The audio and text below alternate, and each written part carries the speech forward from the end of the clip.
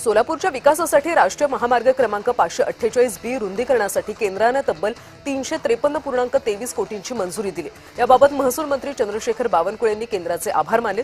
या प्रकल्पामुळे आंतरराज्य व्यापार, उद्योग आणि प्रवासाला मोठी चालना मिळणार आहे। कांदिवली पूर्व इथल्या पश्चिम द्रुतगती महामार्गावर पोईसर मेट्रो स्थानकाजवळ बेस्ट बसला भीषण आग लागली। बसमधले सर्व प्रवाशांना सुखरूप बाहेर काढण्यात आलं। दुर्घटनेत कोणतीही जीवितहानी झाली नाही, मात्र बस पूर्णपणे जळून खाक झाली। अंतरयोग फाउंडेशनचे स्वामी उपेंद्र महाराज यांच्या नेतृत्वाखाली नुकतीच विशेष शिवसाधना संपन्न झाली। आरोग्य, समृद्धी, नातेसंबंध, शिक्षण आणि आध्यात्मिक प्रगतीसाठी नागरिकांनी या साधनेमध्ये उत्स्फूर्त सहभाग नोंदवला। या भव्य आध्यात्मिक सोहळ्यासाठी ठाणे आणि मुंबई परिसरातले शेकडो नागरिक उपस्थित होते। परभणीमध्ये छत्रपती शिवाजी महाराज यांच्या 396व्या जयंतीनिमित्त शिवमुद्रा प्रतिष्ठान आयोजित तब्बल 1196 विद्यार्थ्यांच्या सहभागातून भव्य शिवबाची मानवी साखळी साकारून अनोखी मानवंदना देण्यात आली।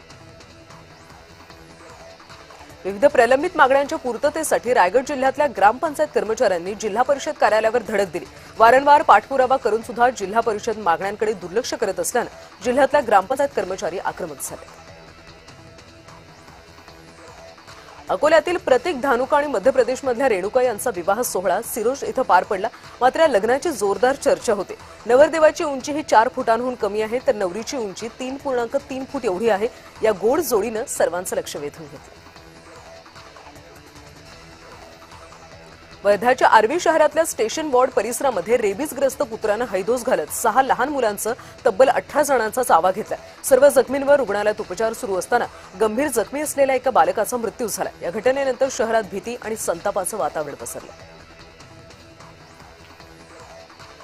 छत्रपती शिवाजी महाराज यांची तुलना टिपूशी केल्याच्या निषेधार्थ अहिल्यानगरमध्ये सकल हिंदू संघटनेनं तीव्र आंदोलन केलं। आमदार संग्राम जगताप यांच्या उपस्थितीमध्ये माळीवाडा भागात सपकाळ आणि टिपू सुलतानच्या प्रतिकात्मक पुतळ्याचं दहन करत आंदोलन करण्यात आलं। दिग्दर्शक रोहित शेट्टींच्या घरावरच्या गोळीबार प्रकरणात सुनावणी झाली। यावेळी आरोपी क्रमांक 5 स्वप्नील साकट यानं कबुलीनामा फेटाळला आणि पोलिसांनी जबरदस्ती कबुलीनामा घेतल्याचा दावा सुद्धा कोर्टात केला। सेशन कोर्टाकडून सर्व 5 आरोपींना 23 फेब्रुवारीपर्यंत पोलीस कोठडी देण्यात आली। हिंदी चित्रपटसृष्टीतले ज्येष्ठ पटकथा लेखक सलीम खान यांना लीलावती रुग्णालयात उपचारासाठी दाखल करण्यात आले। 90 वर्षीय सलीम खान यांची तब्येत बिघडल्यानं त्यांना रुग्णालयात दाखल करण्यात आलं। ठाणे ते नाशिककडे जाणाऱ्या मार्गावरच्या साकेत खाडीचा नवीन पूल वाहतुकीसाठी आता खुला झाला। ठाणे जिल्हाधिकारी श्रीकृष्ण पांचाळ आणि वाहतूक विभागाचे उपायुक्त पंकज शिरसाट यांच्या उपस्थितीमध्ये हा पूल खुला करण्यात आला। हवामान विभागानं पुढच्या 24 तासांसाठी मोठा इशारा दिला। कमाल तापमानात वाढ होऊन उन्हाच्या झळा वाढणार आहेत। कोकण आणि मुंबईमध्ये पारा वाढण्याची शक्यता आहे। अजित पवार यांच्या विमानामध्ये 2 स्वतंत्र फ्लाइट रेकॉर्डर होते। अपघातावेळी दोन्ही रेकॉर्डर दीर्घकाळ तीव्र उष्णतेच्या संपर्कात आल्यामुळे त्यांचं मोठं नुकसान झालं। मात्र फ्लाइट रेकॉर्डर प्रयोगशाळेत यशस्वीरित्या डाउनलोड करण्यात आल्याची माहिती AAIBनं दिली। जळगावच्या सराफा बाजारामध्ये सोनं आणि चांदीच्या दरामध्ये विक्रमी घसरण झाली। सोन्याचे दर 3000 रुपयांनी तर चांदीचे दर सुद्धा 3000 रुपयांनी घसरलेत। सोन्याचा जीएसटीचा दर 1,56,045 आला, तर चांदीचा प्रति किलो भाव 2,49,260 रुपयांवर आला। सोशल मीडियावरची प्रसिद्ध जोडी प्रसिका यांचं अकाउंट सस्पेंड झालंय। प्रसाद आणि दीपिका या जोडीनं इंस्टाग्राम, यूट्यूब, ट्विटर आणि फेसबुक अशा सगळ्याच प्लॅटफॉर्मवर त्यांचे लाखो चाहते होते, पण नुकतंच त्यांचे सगळेच अकाउंट सस्पेंड करण्यात आले।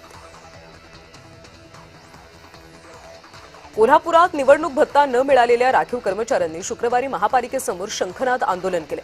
महानगरपालिकेची निवडणूक होऊन 1 महिना पूर्ण झालाय, तरी निवडणुकीसाठी कार्यरत असणाऱ्या राखीव कर्मचाऱ्यांचा भत्ता मिळालेला नाहीये। यावरून आक्रमक होत आंदोलन करण्यात आलं।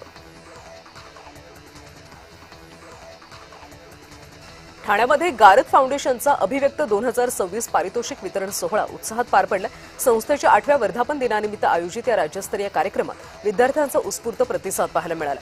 महाराष्ट्रातल्या गड किल्ल्यांना युनेस्कोच्या जागतिक वारसा यादीमध्ये स्थान मिळाल्याच्या पार्श्वभूमीवर हा सोहळा संपन्न झाला।